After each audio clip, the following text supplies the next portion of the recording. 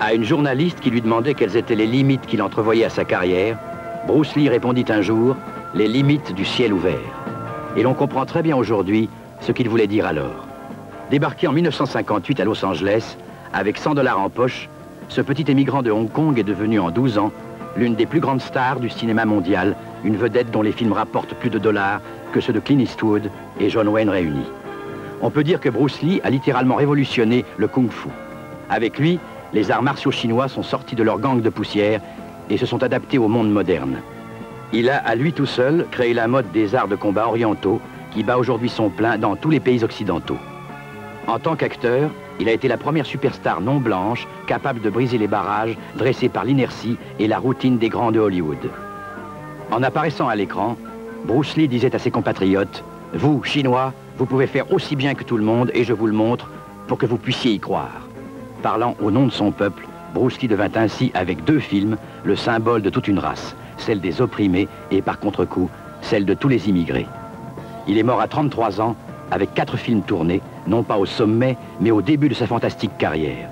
Pour certains, il n'est qu'un mythe, une légende, un personnage incompréhensible. Pour d'autres, il est un dieu. À Hollywood, il est déjà devenu le sujet d'un film. La vie et la légende de Bruce Lee est une superproduction de 3 millions de $, adaptée du livre de Linda Lee, Bruce, tel que je l'ai connu, mise en scène par Robert Clouse, réalisateur de Opération Dragon. Les conseillers techniques sont Dick Hensey, directeur de la revue Black Belt, et Chuck Norris, cette fois champion du monde de karaté. Les caméras seraient prêtes à tourner s'il ne restait encore une question sans réponse, la question principale, qui va incarner à l'écran le petit dragon? Qui sera à la fois beau, chinois, parlant anglais et spécialiste du kung-fu? Qui saura ressembler à ce qu'était Bruce Lee? Moi, ont déjà répondu à Los Angeles, New York, Rome et Hong Kong, plus de 2000 candidats à la gloire. La vie et la légende du petit dragon, produit par 2 anciens élèves de l'école de kung-fu de Bruce Lee, Barbara Streisand et Steve McQueen, sortira en 1976 dans les 3 salles du Hollywood Boulevard. Le Hollywood Boulevard, surnommé par Roger Guimbaud la maison du karaté, est devenu depuis 2 ans la maison de Bruce Lee.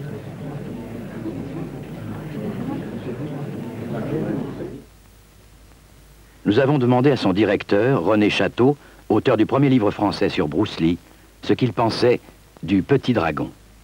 Non, on ne peut pas le comparer à d'autres acteurs américains. C'est pour ça que Bruce Lee est une star, parce que c'est complètement unique ce qu'il fait. Et d'ailleurs, quand on étudie le vrai personnage de Bruce Lee, on est frappé d'une chose, c'est que si personne ne croyait que ce petit Chinois allait devenir une star, lui, il l'a toujours su, il l'a toujours cru. Et quand ça allait mal dans sa vie et que sa femme lui disait « Bon, écoute, c'est les circonstances qui sont pas très bonnes en ce moment », il répondait « Moi, les circonstances, je m'en fous, je vais les faire moi-même, les circonstances ». Bruce Lee est pour la jeunesse d'aujourd'hui ce que représentait Douglas Fairbanks et Errol Flynn pour nos parents. Tarzan aussi a été un mythe. C'était un héros comme Bruce Lee qui n'utilisait que sa propre force pour affronter ses adversaires. Mais c'était un blanc, et un blanc supérieur à tous les hommes de couleur. Bruce Lee, lui, est un homme jaune qui affronte la loi des blancs. Ce qui permet d'apprécier et de voir l'importance de Bruce Lee à l'écran, c'est surtout la sortie des autres films chinois. Il est sorti environ à Paris 100 films chinois. Plus les films chinois sortaient, on s'apercevait que Bruce Lee était grand, était le meilleur et aussi le plus beau. Bruce Lee est né aux premières lueurs de l'aube, l'heure du dragon, du 27 novembre 1940, l'année du dragon, à l'hôpital chinois de San Francisco. Il avait 3 ans quand ses parents décidèrent de revenir s'installer à Hong Kong, leur pays d'origine. Hong Kong n'a rien d'un paradis. 3,5 millions d'habitants s'y entassent sur moins de 75 km². Dans le quartier pauvre de Mong Kok, il y a 400 000 personnes par km², ce qui signifie une densité de population égale à 10 fois celle de la ville de Tokyo et fait de Hong Kong une espèce de jungle urbaine où l'expression « lutte pour la vie » conserve quotidiennement son sens le plus fort.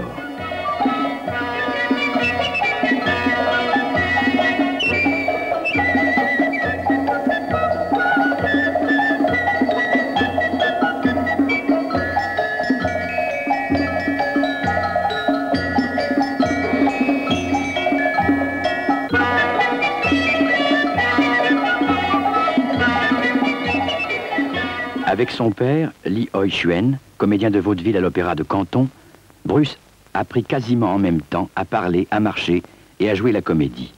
Mais les deux Lee ne jouèrent cependant jamais dans le même film. Lee Hoi-Chuen hésita d'ailleurs longtemps, partagé entre la peur qu'il avait de voir son fils s'engager dans une carrière aussi aventureuse et la fierté de sentir chez ce gamin la montée d'un talent indéniable. En tout, Bruce tourna 20 films. Il fut sous-payé pour 19 d'entre eux. Et tous les 20 ont aujourd'hui disparu sans laisser d'autres traces qu'un vieil album de photographies jaunies.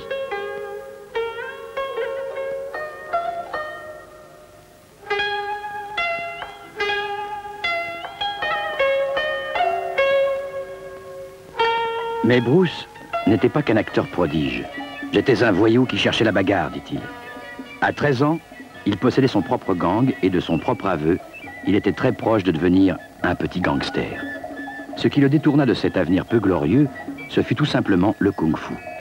Il s'y jeta comme s'il y était né, avec les poings déjà serrés. Ce qui changea sa vie, mais ne l'empêcha pas de continuer à se battre. Chinois, né en Amérique et maintenant âgé de 18 ans, Bruce se trouva brusquement mis devant la possibilité de choisir entre deux nationalités, celle de Hong Kong ou l'américaine. Moi, je crois que le kung-fu, c'est ce qui a sauvé Bruce Lee, parce que après avoir fait ces quelques films comme vedette à Hong Kong, il commençait à tourner mal. Enfin, suivant son frère, Bruce fréquentait les bandes de voyous à Hong Kong, et heureusement, à ce moment-là, il est tombé sur un grand maître qui s'appelle Yip Man, qui lui a donné ses premières leçons de kung-fu. Et à ce moment-là, ça a transformé et la vie et l'entourage de Bruce Lee, dans le sens que il était pratiquement en état d'entraînement permanent. Son frère Robert m'a expliqué que, par exemple, quand il mangeait avec lui, il avait un tabouret sur le côté sur lequel il tapait, lui tranchant de la main sans arrêt pour s'entraîner, quoi. Le 3 décembre 1958, avec 100 $ pour toute richesse, Bruce Lee arrive à Hollywood. Il partait au bon moment, car certains de ses ennemis commençaient à parler de le tuer.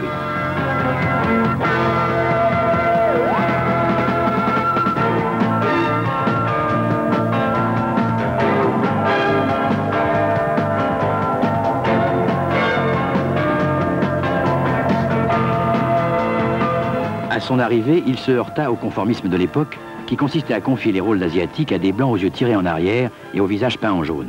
Charlie Chan était le Suédois Warner Holland, l'Allemand Peter Lorre interpréta la série Monsieur Moto, l'Américain Edward G. Robinson fut le héros de Hatchetman, l'Anglais Boris Karloff interpréta à plusieurs reprises le rôle de Fu Manchu, et d'autres Asiatiques, fourbes et cruels.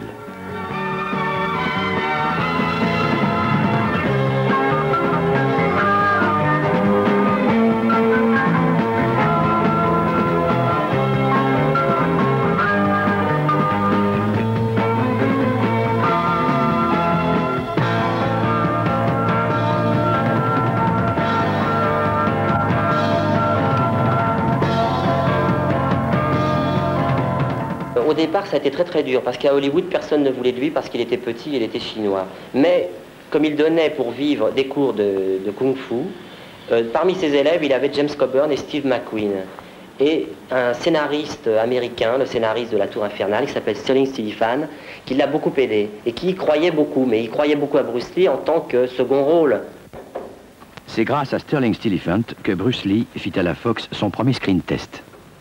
Il y a 2 mois, j'ai eu la chance de retrouver à Los Angeles le premier essai que fit Bruce Lee devant une caméra. Nous allons pouvoir le regarder.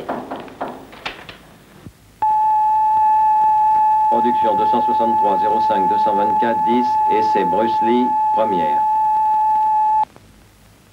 Bruce Lee, regardez bien la caméra. Vous allez nous dire votre nom, votre âge et votre lieu de naissance. Eh bien, je m'appelle Lee, Bruce Lee. J'ai vu le jour à San Francisco en 1940, ce qui me fait 24 ans. Et vous avez travaillé dans le cinéma à Hong Kong? Oui, j'ai commencé à l'âge de 6 ans. Quand avez-vous quitté Hong Kong? En 59, ce qui fait que j'avais 19 ans. Oui. Bon, regardez bien vers moi, Bruce. On m'a dit que votre femme vient d'avoir un garçon? Oui. Et vous avez un peu de sommeil en retard. 3 nuits de retard. Dites à mon équipe à quelle heure on tourne les films à Hong Kong. Oh, eh bien, c'est presque toujours tôt le matin, parce que les gens sont plutôt serrés à Hong Kong. Il y a près de 3 millions d'habitants maintenant. Et alors, si on veut absolument tourner en pleine rue, il faut que ça se passe, disons, depuis minuit au plus tard 5 heures du matin. Mais ça compte ici. Et vous êtes allé à l'université aux États-Unis? Oui. Qu'est-ce que vous avez étudié? La philosophie. Bon, vous m'avez dit tout à l'heure que le karaté et le jujitsu n'étaient pas les arts martiaux les plus puissants, les plus efficaces. À votre avis, quel est l'art martial oriental qui serait le plus efficace? Eh bien, je vais peut-être en faire hurler plus d'un, mais à mon humble avis, je crois que le kung-fu est le plus sûr. Parlez-nous un peu du kung-fu. D'où ça vient? Eh bien, le kung-fu est originaire de Chine. Je dirais que c'est l'ancêtre du karaté et du jujitsu. Je pense que c'est l'art le plus complet, le plus coulant, le plus fluide. Enfin, je veux dire qu'il présente un enchaînement de mouvements et pas comme les autres, un mouvement, 2 mouvements et on arrête. Regardez bien la caméra, Bruce Lee. Vous m'avez dit qu'il y avait un rapport entre le kung-fu et un verre d'eau. Vous voulez nous expliquer ça? Eh bien, le kung-fu, oui, peut avoir un rapport avec un verre d'eau, c'est vrai. Pourquoi? Parce que l'eau est l'élément le plus doux qu'on puisse trouver au monde. Pourtant, l'eau pénètre les rochers les plus durs. Et le granit, le ciment, tout ce que vous voudrez. Mais pourtant, l'eau est aussi un corps immatériel. Par là, je veux dire qu'on ne peut pas l'agripper, ni lui taper dessus pour la casser. C'est le but que visent tous les adeptes du kung-fu, pouvoir être mouvant comme l'eau, insaisissable, et s'adapter à l'adversaire qui vous attaque. Oui. Et quelle différence y a-t-il entre un coup de karaté et un coup de kung-fu? Eh bien, le karaté, c'est comme si on frappe avec une barre de fer. Whack! Le kung-fu, par contre, ce serait avec une chaîne de fer, avec à une extrémité une grosse bille d'acier, et ça fait wang, et ça atteint l'intérieur. Parfait, Bruce Lee. On va couper cette séquence. Et c'est Bruce Lee numéro 2, première. Regardez la caméra, Bruce. Fixez-la bien. Maintenant, tournez la tête de ce côté. Ne bougez plus. Maintenant, votre profil. Oui, tournez la tête. Merci. Maintenant, tournez la tête de l'autre côté. Là, ne bougez plus. 2 3/4, s'il vous plaît. Faites de nouveau face à la caméra. Hein? Bien. Maintenant, on va reculer la caméra. Bruce, pour commencer, voulez-vous nous montrer quelques mouvements qu'on retrouve dans le théâtre chinois? Ce qu'on retrouve dans le théâtre chinois. Oui, vous m'en avez parlé tout à l'heure dans mon bureau. Leur façon de se déplacer. Ah oui, dans l'opéra chinois. On trouve les guerriers et les érudits, les sages. La façon de marcher du valeureux guerrier va ressembler un peu à ça. Il avance fièrement, très droit. On pose, on courbe, on tend et on repart de zéro. L'honorable sage va plutôt marcher comme une femme. Du moins, il devra présenter un aspect fragile, gracile. Il va marcher comme une frêle jeune fille. Il aura les épaules comme ça. Oui, donc, à leur façon de marcher, on devine à qui on a affaire. Oui, c'est ça. Quel personnage ils vont représenter. Bon, vous voulez nous faire une petite démonstration de kung-fu? Oui, c'est difficile sans adversaire, mais je vais faire de mon mieux. Attendez, on va vous trouver quelqu'un parmi nous. Charlie! Oui, ce serait mieux. Charlie, tu as le physique qu'il faut. Un accident est toujours possible, mais rassurez-vous. Il y a différentes façons d'attaquer, tout dépend de l'endroit que vous visez. Et aussi de l'arme que vous voulez employer. Pour les yeux, il faut employer les doigts. N'ayez pas peur, je fais attention. Pour les yeux. Ou un coup direct au visage. Ça part de ce point. Et on frappe. Une seconde. On va déplacer la caméra pour mieux suivre la démonstration. Oui, voilà. Mets-toi comme ça, Charlie. Ensuite, on va courber le bras comme ceci, en étant bien d'aplomb sur ses pieds. On va frapper avec le poignet. Attendez, il faudrait peut-être que notre ami se recule un peu, j'ai plus pour une heure. Allez-y, continuez. Ensuite, bien sûr, le kung-fu vous apprend aussi à être plus rusé que celui qui vous attaque. Il faut toucher partout, aussi bien là que par en dessous. Vous en faites pas. Tournez-vous de l'autre côté, Bruce, s'il vous plaît. D'accord. Voilà, allez-y. Et qu'est-ce que je dois faire? Ce sont des réactions naturelles, des réflexes. Ah oui, quel réflexe. Il n'a pas commencé à bouger, vous êtes déjà revenu en position. Tournez-vous un peu, Bruce. Comme ça? Voilà. Les doigts pour les yeux. Il y a le poignet. Il y a le poignet suivi du coup par en dessous. Oh, bien sûr, on utilise les jambes, coup direct au corps, ou à la tête comme ça. Ou, si je peux me reculer un petit peu, on lui fait sauter la tête et on se replace. Très bien. Faut bien avoir peur. Mais non, il n'a pas peur, regardez-le. Bon, maintenant, voulez-vous nous montrer comment un adepte du kung-fu s'efforce de tout régler froidement plutôt que de se laisser entraîner par toute une série d'inconvénients? Le sang. Et d'accord. Merci. Et c'est Bruce Lee numéro 2, deuxième. Maintenant, Bruce, pour mieux suivre la démonstration, il faut considérer que votre adversaire, c'est cette caméra. D'accord. Quelle est exactement la différence entre le jiu-jitsu et le kung-fu? Vous pouvez nous l'expliquer en quelques mots, en quelques mouvements? Oui, bien sûr. Par exemple, vous avez tous lu un jour dans un bouquin, dans un magazine soi-disant spécialisé, que si on vous agrippe brusquement, vous devez d'abord faire ceci, ensuite cela, ensuite ceci et ça, et encore ça. Des dizaines de mouvements pour obtenir un résultat. Oh, eh bien, ce genre de magazine vous indiquera comment faire peur à votre ennemi et plaire à votre petit ami. Bref, à rouler des épaules. Par contre, le kung-fu vous apprend à frapper vite et fort, sans perdre de temps. Tenez, par exemple, on vous agrippe la main. Vous n'allez pas demander d'attendre gentiment que vous vous mettiez en position. Agissez. C'est la base de l'efficacité. On simplifie tout. C'est la même chose pour les coups et tout le reste. Cet art martial repose sur le plus strict minimum de gestes, de sorte que tout soit le plus simple du monde, le plus direct. Et c'est réglé. Il faut agir simplement. Pas de ya, de cris et de coups de poing distribués n'importe où. Bonsoir, monsieur. Maintenant, Bruce, Oui. voulez-vous nous montrer quelques figures de kung-fu? Le pratiquant du kung-fu a la possibilité de s'entraîner seul ou avec un partenaire. Pour s'entraîner seul, il faut se livrer à différentes figures qui doivent imiter le cygne, ou bien le singe, ou la menthe religieuse. Tenez, voilà un exemple. On commence comme ça.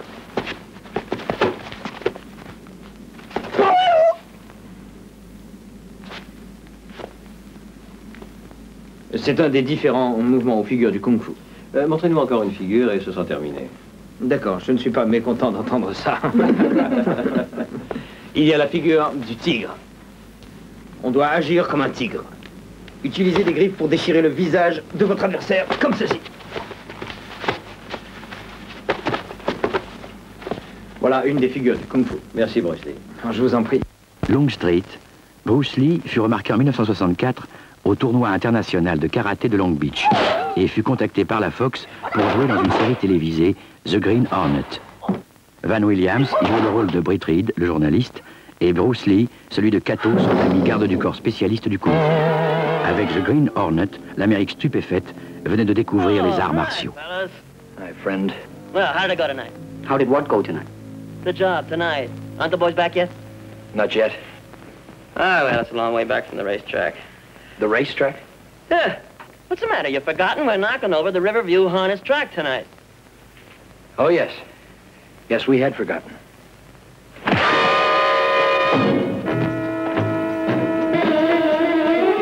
L'importance du Retour du Dragon est immense, puisque c'est le film, c'est-à-dire ce feuilleton télévision américain, qui a fait connaître Bruce Lee dans toute l'Asie.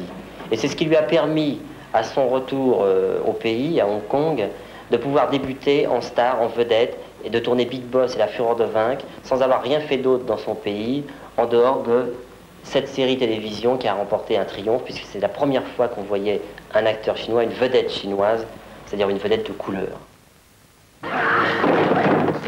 Cela permit à Stirling Stiliphant, quelques mois plus tard, de proposer à Bruce Lee un petit rôle dans La Valse des Truands.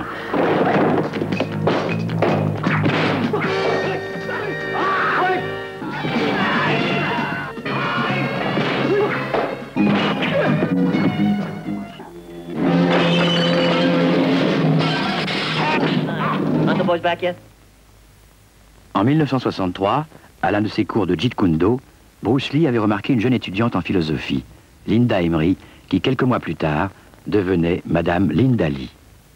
Elle savait compenser par sa douceur le caractère emporté de son mari. Elle savait aussi bien le calmer, l'écouter, le laisser tranquille, qu'être son adversaire en arts martiaux. Elle a été pour Bruce, en 9 ans de mariage, beaucoup plus qu'une simple épouse, une compagne et une partenaire. Avec Linda, Bruce a eu 2 enfants, Brandon et Shannon, qu'il a lui-même initiés dès leur plus jeune âge aux arts martiaux. Mais Hollywood, malgré son succès dans Green Hornet, ne voulait décidément pas de Bruce Lee, jugé trop petit et trop chinois. Aussi, quand la Warner, pour une série télévisée intitulée Kung Fu, choisit de confier le rôle à un acteur grand et blanc, mais ne connaissant pas les arts martiaux, Bruce Lee jeta-t-il l'éponge? C'est en 1970, à l'occasion d'une tournée publicitaire pour Green Hornet, que Bruce Lee, pour la première fois, revint à Hong Kong. Les années de misère et de frustration qu'il avait vécues aux États-Unis ne l'avaient pas préparé à l'accueil qu'on lui fit alors. Il n'était plus un petit acteur parmi d'autres. Il était Kato, le justicier masqué. Le producteur Raymond Shaw eut l'intelligence de comprendre que ce petit Chinois hurlant et bondissant valait de l'or. Il l'engagea aussitôt pour être la vedette de son prochain film, Big Boss.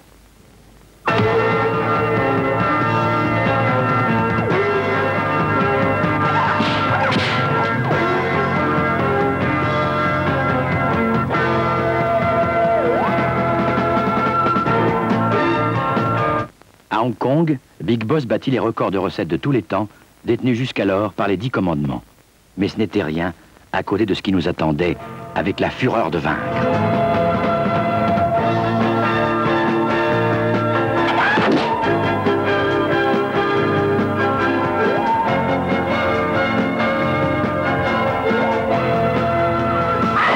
Le succès de la fureur de vaincre fut tel que les queues devant les salles de cinéma bloquèrent la circulation. Les 2 premiers films de Bruce Lee ayant fait 20 millions de dollars de recettes aux USA, la Warner mit en chantier le plus grand film d'arts martiaux réalisé jusqu'alors, Opération Dragon.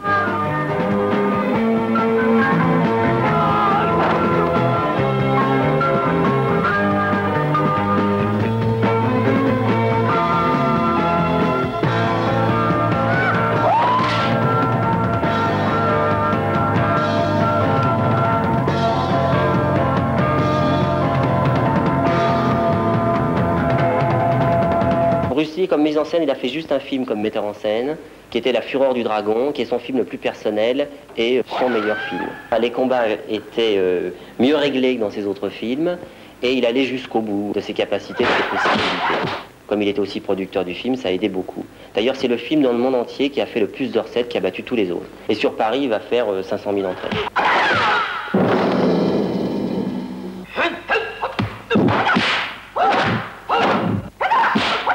Dans ces films chinois, même quand il ne faisait pas la mise en scène et que le metteur en scène n'était pas très bon, lui réglait ses combats comme un ballet, comme Fred Astaire. Quand Fred Astaire tournait des films à Hollywood il y a 40 ans, il réglait toujours sa chorégraphie, même si le metteur en scène était plus ou moins bon. Après La Fureur du Dragon, Bruce Lee connut ce dont il avait toujours rêvé, la gloire. Sa photographie apparaissait chaque semaine en couverture de plusieurs dizaines de magazines. Les offres de contrats ne cessaient d'affluer sur son bureau. Mais la réussite avait aussi ses revers. Chaque fois qu'il sortait, les fans se précipitaient sur Bruce Lee. Chaque fois qu'il faisait un geste ou simplement ouvrait la bouche, il le retrouvait le lendemain, 1000 fois grossi, à la une de tous les journaux de Hong Kong. Et nous ne parlons pas des individus qui, à la recherche d'une célébrité facile, s'amusaient maintenant à le provoquer à tout bout de champ. Dans le monde même des arts martiaux, il devenait peu à peu un mythe. Et les histoires les plus invraisemblables circulaient sur son compte. Au fil des semaines, on le disait vaincu à Londres, blessé à New York ou tué à Hong Kong. Bruce Lee était parvenu au sommet. Ce serait un acteur plus célèbre que James Coburn ou Steve McQueen, avait-il répété contre toute vraisemblance des années durant. Et il était maintenant devenu l'un des plus grands parmi les plus grands.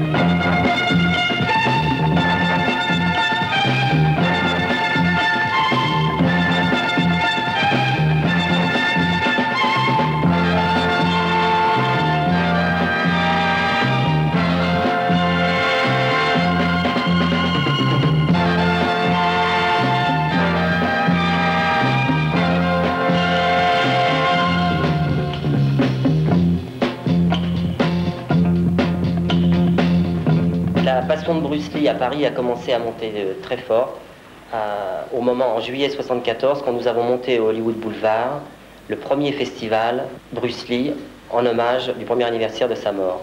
Comme en sortant des salles, les spectateurs avaient une fâcheuse tendance à casser les vitrines pour voler des photos, c'est à ce moment-là que nous avons édité le livre La légende du petit dragon, qui en est à sa 5e édition, soit 100 000 exemplaires de tirage. Faisant suite au festival Bruce Lee organisé par le Hollywood Boulevard, la presse française découvrit Bruce Lee.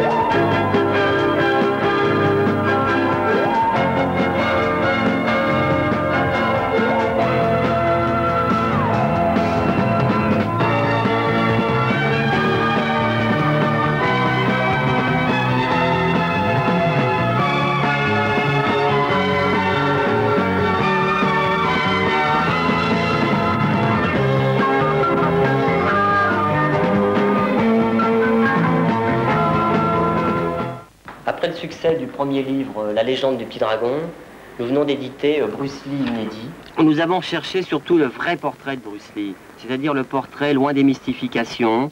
Nous avons été à Hong Kong, à Londres, à Hollywood, pour retrouver, recueillir des témoignages de ses amis, de sa femme, des élèves de Bruce Lee, dont Chuck Norris et Jim Kelly. Nous avons surtout étudié aussi sa méthode du nunchaku, parce que Bruce Lee, c'est le roi incontesté du nunchaku.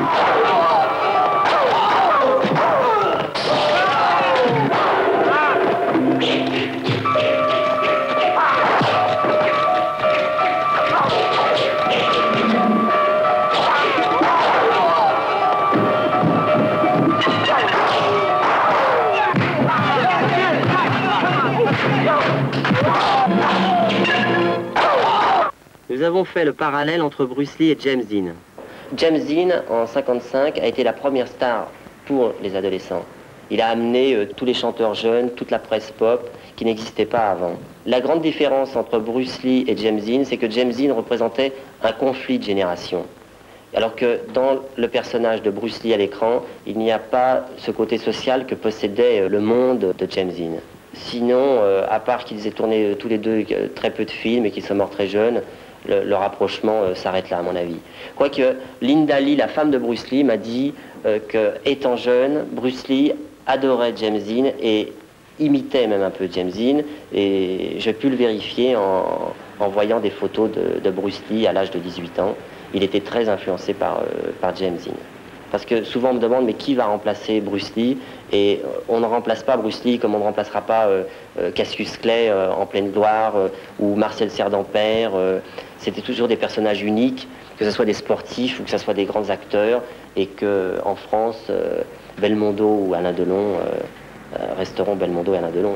Dans Bruce Lee inédit, nous avons publié toutes les photos de son film inachevé Le jeu de la mort, que Bruce Lee tournait en 1973 quand la mort l'a brutalement abattu.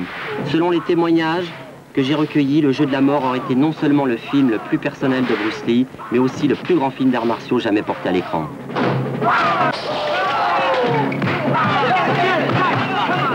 Bruce Lee ne devait jamais terminer Le jeu de la mort.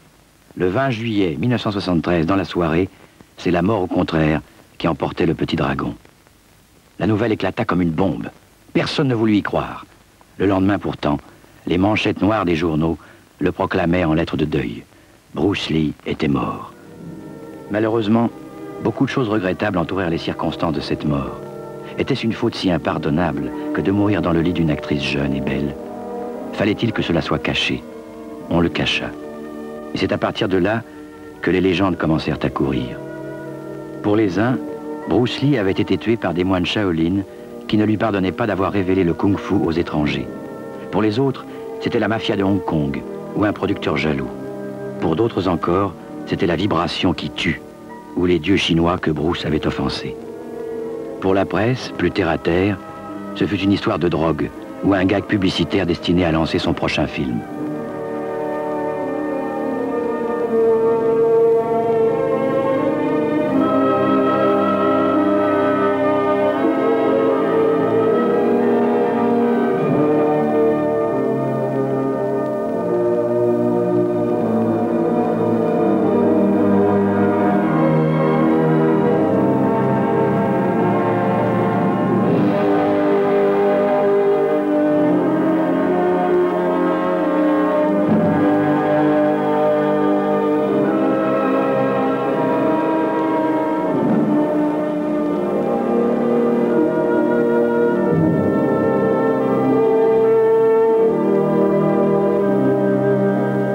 Bruce Lee était pourtant bien mort. Et comme selon les vieux sages de Hong Kong, il avait brûlé 2 vies, il eut droit à 2 enterrements.